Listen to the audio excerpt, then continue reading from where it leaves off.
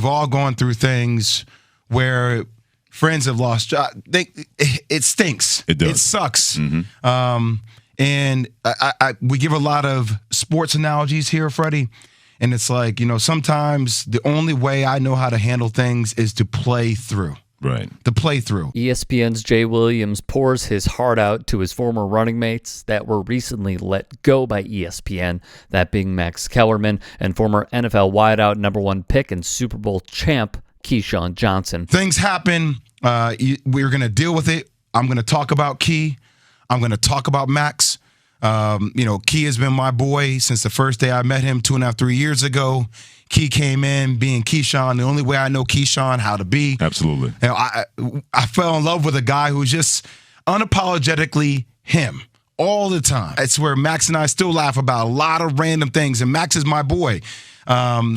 I'm going to miss his John B. lookalike self from time when he rapped. Williams makes a nod to Kellerman's song Young Man Rumble, released back in '94. By the way, my vocabulary is off the charts because of Uncle Max. I mean, Max has taught you so many different words, right? I just want to give a shout out to those two. Yep. Those two have been my boys. They still are my boys. Obviously, we're moving things to a different way.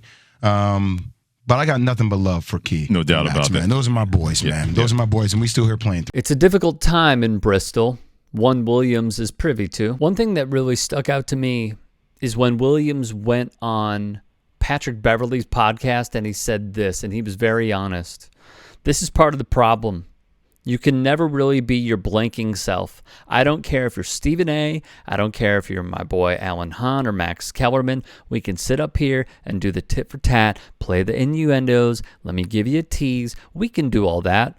Look, I get how the media industry works, and I get how those are cliffhangers, which social media feeds on and articles feed on, right? It feels like media cannibalizing media right now, and I get how that game is played, but sometimes that game gets boring to me, man.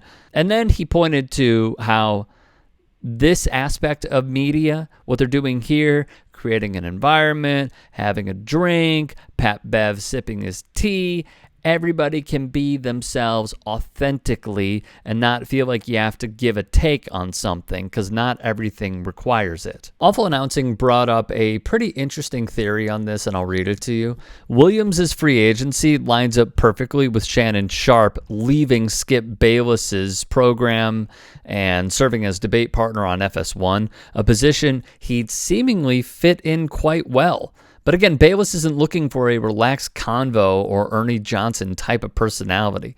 Are they saying that Jay Williams is an Ernie Johnson type of personality? Because dude can get fiery, and he could back up whatever he says with ease. So I actually think it would be a good fit. Maybe Williams hinting that he wants to do something different in media is a negotiation tactic. Or maybe his vision will ultimately align with ESPN, and the former NBA point guard, will continue hosting his radio show and sparring with Stephen A. in the fall. Yeah, I just don't see it. I think he's just tired, man. He's been doing this, ESPN, I should have looked this up, but I'd say at least a decade. And at this point, my question, if not 20 years, my question is, what does he want to do next? In that interview with PB, who he calls Patrick Beverly, and Roan on Barstool, he said that he appreciates the laid-back way of doing media, having conversations. He recently hosted an NPR podcast. I feel like that is the direction that he wants to go in. But again, as I've laid out with Stephen A., and many others, the blueprint is to do stuff on your own and do not allow ESPN to hoard the money off of your labor. Even though if you were to do it alone, yeah, you could launch like a Patreon, a Twitch, or a YouTube. They're always going to take a portion.